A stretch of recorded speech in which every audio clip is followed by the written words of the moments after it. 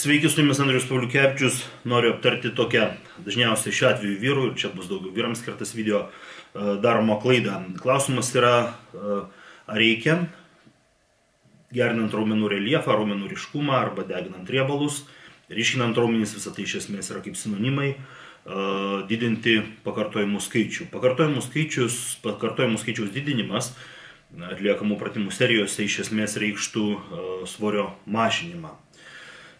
Iš esmės yra tarsi du tokie skirtingi treniruočių stiliai, ir po to kiti stiliai yra tarsi arba jų variacijos, arba jų kažkokie mišiniai. Vienas iš tokių stilių yra high volume, tai yra didelės apimties treniruotės, kurių vienas iš žymiausių šalininkų yra G. Cutleris, kuris daro labai daug pratimų, daug serijų, santykinai daug pakartojimų, santykinai daug yra 10-12, kas iš esmės yra toksai klasikinis skaičius kultūrizme. Iš esmės kiekvienoje serijoje neišsikraudamas, iki galo tai yra nedirdamas till failure.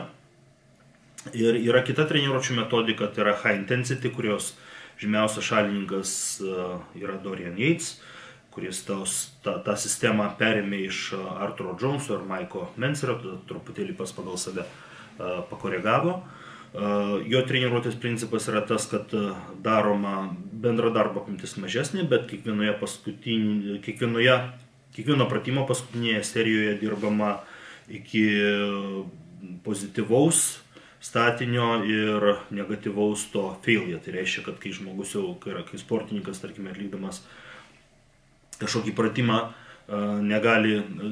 dirba iki tol, kol negali pakelti daugiau svorio, tada yra dar tas statinis raumens sutraukimas, pavyzdžiui, dirbant su trosais, tada būtų dar statinis raumens sutraukimas ir dar negatyvus, reiškia labai lėtai atleidžiant, tai jisai raumenį iki visiško tokio negalėjimo treniruoja, bet tada treniruočio apimtis bendra mažesnė. Tai va, iš esmės yra du tokie stiliai, kurie ir vienas ir kitas gali būti veiksmingi skirtingiems žmonėms. Ir jie yra nukreipti iš esmės raumenų apimčių didinimui, tiek vienas, tiek kitas. Aš pats asmeniškai esu šalininkas tos Doriano Yateso stiliaus, esu bandęs abu ir man pačiam laikantis dietos, tas raumenų pilnumas, geresnis raumenų ryškumas, geriau išsilaiko treniruojantis, darant mažesnę darbo apimtį, bet dirbant su didesniais svoriais. Bet yra tik tai mano nuomonė, kiekvienam gali būti skirtingai, kiekvienam gali tikti vienas arba kitas labiau treniruočių stilius. Aš pats prieš pasakydamas šitą nuomonę, savo tą išvadą apie save, tai esu pabandęs ir vieną ir kitą stilių ne po vieną kartą. Tai va, iš esmės, tiek vienas, tiek kitas stiliai yra skirti raumenų apimčių didinimui. Kai mes turime tikslą mažinti riebalų sluoksnį arba deginti riebalus, tada mes tą iš esmės darome kalorijų deficito dėka. Valgydami mažiau kalorijų negu per dieną sudeginame, mes sukuriame kalorijų deficitą, kurį organizmas padengdamas ima kalorijas iš mūsų riebalinio sluoksnio ir tokiu būdu raumenys ryškėja. Ar tam, kad raumenys ryškėtų, reikia daryti daugiau pakartojimų? Iš esmės ne.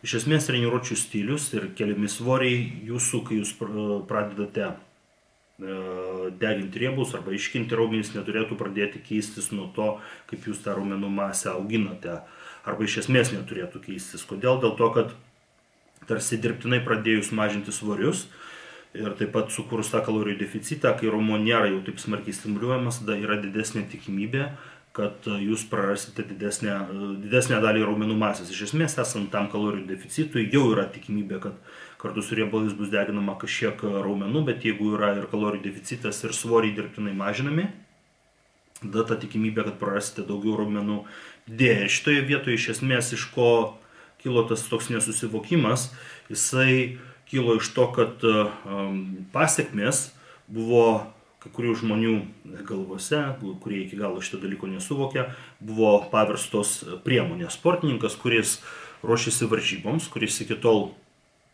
augino raumenų masę, o po to pradėjęs laikytis griežtesnės dietos ruošdamasis varžybom, kuomet pasirengimas trunka 12 ar 16 savaičių, kuomet jisai paskutinėmis savaitėmis jau yra nusilpęs, jo kūno riebalų kiekis yra mažesnis ir dėl to bendra jėga yra mažesnė, nes, sakykime, optimalus vyro riebalų kiekis būtų 8-19 procentų, kad jie sudarytų, tokia dalis riebalų sudarytų jo kūno masę, kai mes einame žemiau 8 procentų, tada mūsų tas funkcionalumas ir jėga nuo kažkokio laipsnio pradeda po truputį mažėti, vieniem nuo 8, kitiem nuo 6 procentų, kitiem galbūt nuo 5 ar 4, tai irgi šiek tiek individualus dalykas, bet jėga pradeda mažėti. Ir kai sportininkas yra smarkiai išsekintas dietos, tam, kad jisai negautų traumos paskutinėmis savaitėmis prieš varžybas, jisai ir galiausiai negali jau pakelti tokių didelių svorių, tada jisai susimažina svorius ir dirba su mažesniais svoriais, daugiau pakartojimų tam, kad jisai tą darbą apimtį, kurį jam reikalinga treniruotės metu padarytų. Bet tai gaunasi kaip pasekmė to, kad dieta yra labai griežta ir mes šiuo atveju kalbame apie jau riebalų procento mažinimą iki, sakykime, galbūt 4-5 procentų, kai kurie padaro labai tokį aštrų reljefą, sumažina iki 3 procentų, 2 procentai jau būtų iš esmės mirusio žmogaus riebalų sluoksnis. Ir Dorianas Yeatsas irgi sakė, kad jis būdavo labai sausas, kad ten pas jį būdavo 3 arba šiek tiek mažiau, bet netgi, kai yra 3 arba mažiau, tada irgi tie įrankiai, kurie jau matuoja riebalų sluoksnį, jie irgi labai tiksliai parodyti negali. Tai va, tai sakykime, tas svorio mažinimas iš esmės yra tada, kai jūs esate priversti mažinti svorį dėl to, kad jūs nusilpstate, tada jį reikia mažinti. Iki tol to daryti nereikia, nes tai tiesiog nebūtų tos treniruotės produktyvios. Galiausiai tie, kurie ruošitės ne varžyboms, norite turėti gražią tokią pležinę formą, jūs to riebalinio sluoksnio taip smarkiai nemažinate kaip sportininkai, kurie lipa į varžybų sceną. Jūs galbūt mažinate iki, sakykime, 8 ar 10 arba galbūt kai kas ten 7 ar ten 6 procentų body fat, kas iš tiesų nėra dar, kas jau leidžia turėti ryškų raumenyną ir gerai matomą pilvo presą, bet tai nėra kažkas, kas jau, sakykime, keltų didelę traumos tikimybę. Tada tokiu atveju dirbtinai mažinti svorių nereikia. Tai va, dabar, po šito mano pakalbėjimo taip pat parodysiu kelias paskutinės serijas iš savo nugaros treniruotės, kuri yra padaryta likus 4,5 savaitėm iki mano 2019 varžybų pirmo starto. Ir ten, kaip matysite, aš dirbtinai svorio dar nemažinu, tas pakartojimų skaičius yra santykinai nedidelis.